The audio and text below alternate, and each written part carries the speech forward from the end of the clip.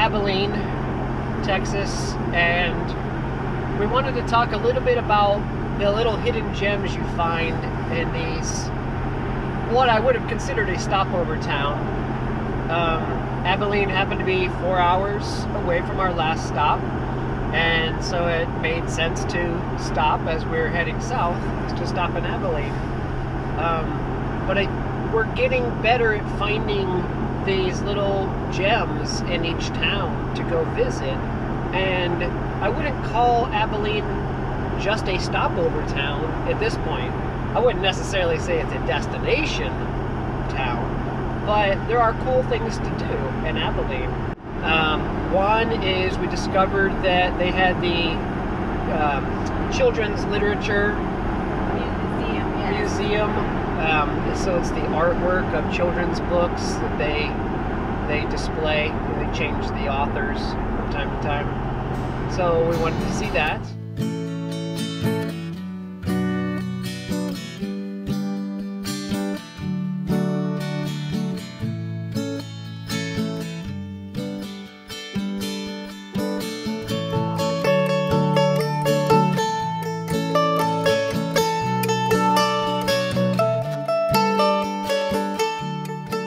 Go check out the Frontier Texas Museum. We're going to learn a little bit about the Old West. Everybody excited to learn about the Old West? Giddy up. Giddy up. Let's go. We also found the Frontier Texas Museum here, and that was cool because it kind of laid out the how the West was developed in the battles between the settlers and the Native Americans, and the killing off of the massive herds of buffalo. Yeah, and I think for kids who maybe don't prefer to read all the signs as we go, as we've talked about before, that can be kind of tedious for some of us. They had all these like what would you call that, hologram videos with actors portraying people that were really on the frontier in Texas. And it was just really cool. They had cool backdrops that went with the theme, and so the kids could like watch those people give their historic perspective on what they experienced. So for kids, I give it a 2 thumbs up for sure. Name's Pat Garrett, and get right to it. I guess I'm best known for shooting Billy the Kid. But lots of things happened before me and Billy met in that pitch black room where I had about 2 seconds to kill Billy before he killed me first. So that's what I did. I come to Texas from Alabama after the Civil War. Yeah, that was definitely cool, and it's all modern. I guess the museum's not that old. So everything's modern in it, and the displays were really well done. Yeah. I had a good time in there. And then we found the 12th Armored Division Museum, which is in an older building, but they had a lot of great displays and a lot of great information, and they have the little wands to use for the self-guided tour. So as you go through the 3 various levels of the museum, you can punch up the display number, and it'll tell you everything about it. And honestly, there was so much information, I'll bet we skipped playing 2/3 of it, I'll bet. I think we tried everything on the first level, and then we're like, I don't remember what I heard last at the last stop. Well, yeah, because it's going to take us 5 hours to get through.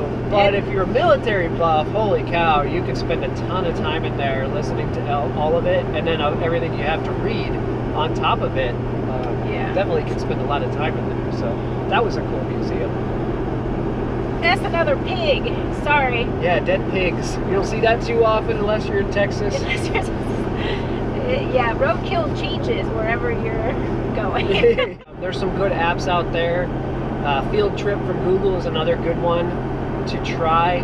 I've, on my motorcycle rides, have found the coolest little nuggets, places to visit out in Colorado when I wasn't necessarily really looking for something, but I mean, I found a really cool old aircraft museum in a farm field out in the middle of the eastern plains of Colorado because of Field Trip. So yeah, when you're in these little places, don't just assume they're a stopover and it's going to be boring, because there's all kinds of cool little things to check out. And yeah, I mean, actually in Abilene, I got to take my picture with the Lorax. Dr. Seuss was my favorite author to read to the kids, because reading to the children, they would want the same book every night. And the fun thing I found about Dr. Seuss is that everything's in rhyme, so I could try to read faster and faster, so it became like a challenge and fun for me to make it flow and, you know, I don't know, challenge my brain in some ways. So I got my picture taken with the Lorax and the Cat in the Hat And the three little pigs and the Turtle wolf. the Turtle. Yeah. Well, so talk about where you saw the Lorax Cat Hat and all that. So there's a storybook garden that kind of goes along with the Children's Literature Museum. Abilene is a hub for children's literature. See, these are things you don't know. And all over town they have little gardens with storybook characters in them, which I really love because I love books and, again, love Dr. Seuss. To me, that was almost the most fun of any of them, was posing with my favorite Dr. Seuss characters. It was cool, and they were decorating. They're setting up the decorations for Christmas, all the lights in the parks. It was really pretty. I kind of wish we would have been there at night.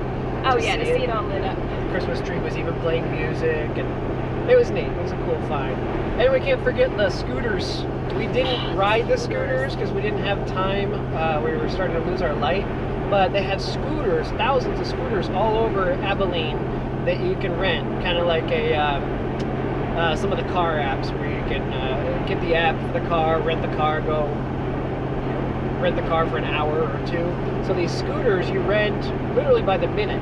So it's $1 to get started, and then it's 15 cents every minute that you ride it. But they're these electric scooters, and they have LED lights on the bottom of them and a headlamp on the front.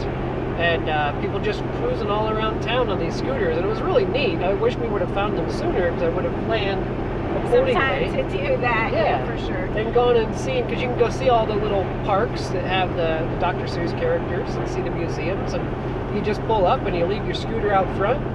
Somebody might come get your very scooter and rent it and take it away, but you just go hop on another scooter and keep going. So kudos to Abilene for having that. That was really Yeah, good to see. that would have been.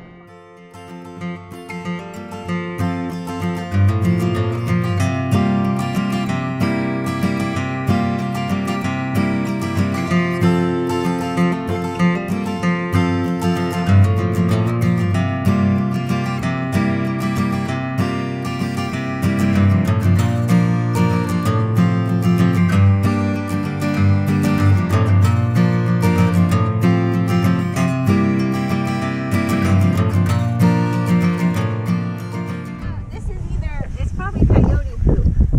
Do you see the hair?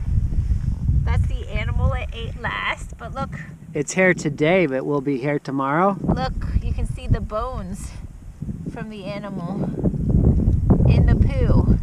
Isn't that cool? I might be the only person on the planet that thinks that's cool, but I do. It came out of something's butt. Did. Stop poking it with a stick. That's why you poke it with the stick. You're gonna Look. get diseases. Look at the size of that bone. Isn't that cool? So that was some coyote's dinner. That's a bird bone. And you're a bird brain for poking at poo. It's called road schooling. Learn where you go. You're weird. We have coyote scat children. So it's Thanksgiving in the RV, our first one.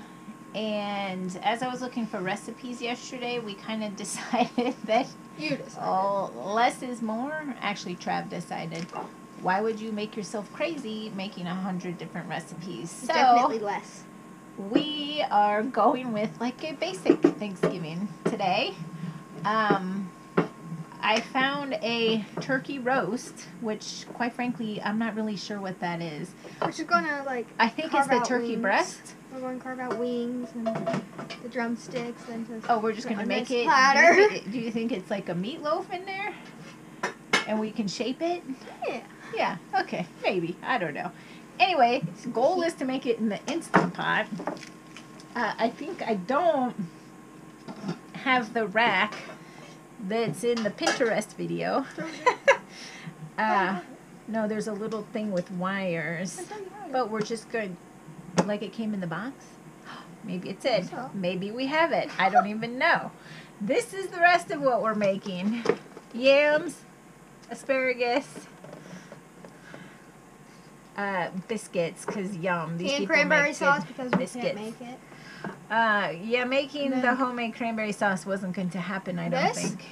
Normally we don't get the cranberry. Normally we get the apple and Grape or something? grape. Yeah. But this is the only one they had. And it's this sparkly juice. And me and my brother get it because we want a special drink too. Yes. The parents get So, wine. And then we have an no, not we have cherry pie because I'm allergic to cinnamon. So apple pie and pumpkin pie, and pretty pecan much pie. every single pie is out. And she doesn't like pumpkin pie. So we got cherry pie. I've never actually had pie because the only pie we've ever gotten is apple and I can't have that. This is my first time trying pie. I've always wanted to try blueberry pie though. So we're going to attempt this, and when you have a kitchen that is the size of a postage stamp, which ours really is, It's a little bigger than that. barely, you have to get a little creative. So we'll keep you posted as we go. This is definitely creative. That's only supposed to take like 18 minutes in the Instant Pot with 10 extra minutes. No, with 10 extra minutes to let the pressure out. So we'll see way faster than the ginormous turkey we made last year. Way faster. So sit tight. We'll see if it all works out. Look what Sedona found. She was right. We had the little wire thing. So I think it goes in here like this to keep the turkey off the bottom so it doesn't burn. I could be making that up. So, first rule of getting the Instapot, read the instructions. What did I do? We've had it for 2.5 months. Never read the instructions. I'm more of a wing it kind of girl. So I do believe I've messed up already. There was a white netting on the outside. And I didn't know if I was supposed to keep that on. Maybe I'm not supposed to keep that on. Maybe it's supposed to come off. But now that I'm looking at it, I think that it might have needed to stay on until we were done cooking. But now we might not have an actual turkey roast thing, but like some turkey. And as I was unwrapping it from its netting, like turkey juices were going everywhere. One of the harder things about cooking in an RV is the sort of cross-contamination as I cut open packages. It's a small space, so stuff splatters. For that, we use these because when you're cooking, you don't have time to stop and clean. So I just grab a wipe and wipe it down. So I'm going to move everything once this gets started and wipe it all down. But besides that, might be like ground turkey dinner. Fingers crossed that we get something resembling turkey.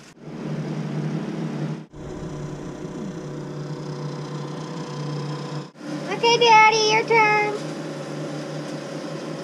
Just stab it. I'm not doing it. So we got to do it the special way that is really surprising. No! The slow jack-in-the-box method. What's the problem?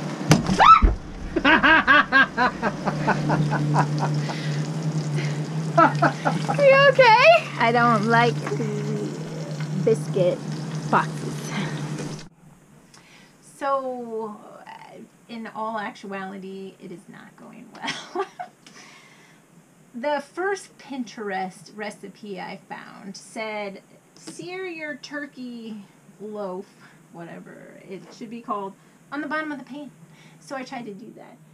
And in about 3 minutes, it burned to the bottom of the pan. So I said, okay, we'll just stick the rack in there, put the turkey on, and start pressure cooking it because it's not searing properly on the bottom.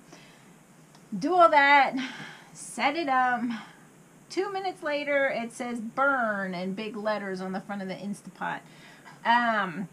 it didn't like the stuff at the bottom of the pot. So fine, after trying like 4 times because I'm stubborn, I took the roast out, took the rack out, went and washed the pot, put it all back in, hit it again, unplugged it, hit it again, unplugged it again, trying to reset it as much as I could, still says burn. So we found recipe number 2 on Pinterest, and Trav just added some broth to it. We're gonna try again. Only problem being, I was so efficient with my timing, everything else is done.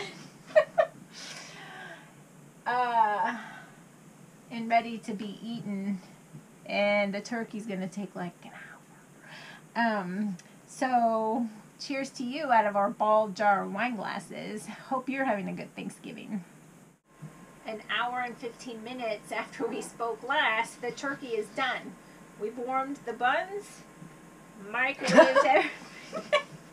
Guys, are you laughing because I said warmed the buns? Got our buns sufficiently warmed. We're a little behind schedule. It's about 8:45 at night, but that's okay. We're going to eat Thanksgiving dinner now. And we'll just have dessert at like midnight. Right. Why not? So a what if tomorrow's a holiday. work day? So it did turn out our first Thanksgiving on the RV using the Instant Pot. Here's hoping though in the future years it'll turn out a little easier. I'd suggest having, if you're going to have a Thanksgiving dinner on an RV, find a good recipe. If you're going to cook in it. I thought you were going to say find a good restaurant, because that would sound like a great idea. Yeah! Nothing's open on Thanksgiving. Well, that's it. We've got Thanksgiving dinner. Happy Thanksgiving to you guys. I hope you had a great day and hung out with your family. We went on a hike. We had a good time ourselves. So let's do this dinner thing.